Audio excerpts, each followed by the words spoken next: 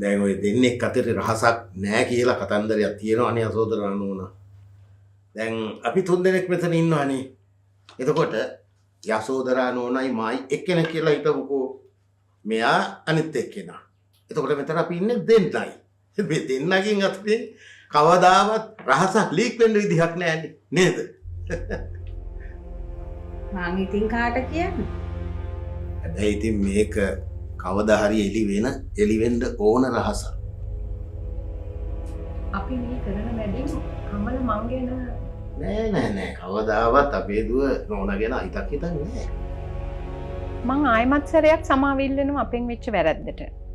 ඔන්නව අමතක කරලා දාන්න නෝනා. හැබැයි ඉතින් නෝනා අපේ දුවට අඟවන්න එපා සුමින්දගේ අම්මා ඔයා කියලා. දැන් මේක අඟවන්න එපා. හොඳේ? මට ඕන කමලව දකින්න. දැන් ඒහි ආවම බලා ගන්න බැරියේ. ඇත්තටම මට ඕන කමලව තේරුම් ගන්න. හරි. දැන් සුමින්දලා අපි නෝනට අපේ දුව ගැන මොනවා කිව්වා. නෝනගේ අනාගත ලේලි ගැන නෝන පැත්තකට වෙලා හොඳට ඇහැ ගහගෙන නිරීක්ෂණය කරන්නයි නෝනට ඕනේ නේද? ඇත්තටම මම මේ වැඩේට කැමති උනේ මගේ පුතා කමලට මෙච්චරටම කැමති නිසායි. ඔය නෝනත් කමලව දැක බලා ගත්තට කමන්නේ. ඒ වුණාට මං නම් හිතන්නේ කමල සිරිසේනව අත්හරියි කියලා. හරි කොහෙ ජෝතිෂය කියන එක ඇත්තනම් නෝනා සිරිසේනව පැන්නුවේ එයාට ලබන්න තියෙන අර මාරකේ නිසා නෙමෙයි.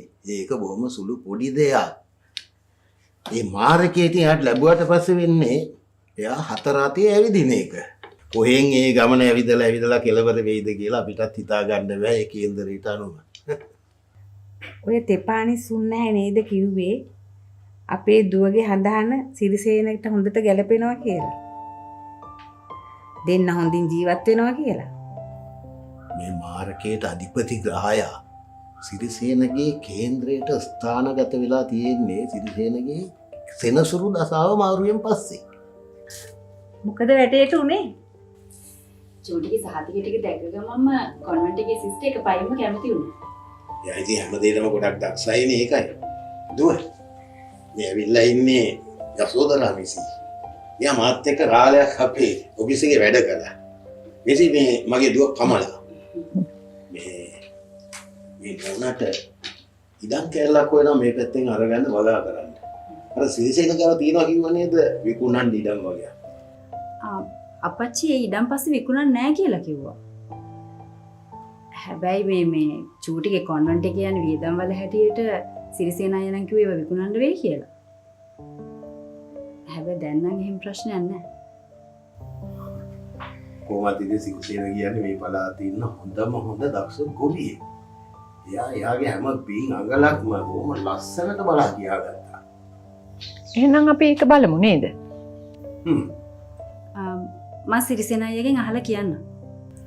හරි එහෙනම් යසෝදරා මිසි තව දවස් දෙක තුනකින් එන්නව ගිහිල්ලා මේ දුව හිටපගෙන හොරලා බලලා කියයි. හොඳයි එහෙමනම් මං ගිහින් එන්නම්.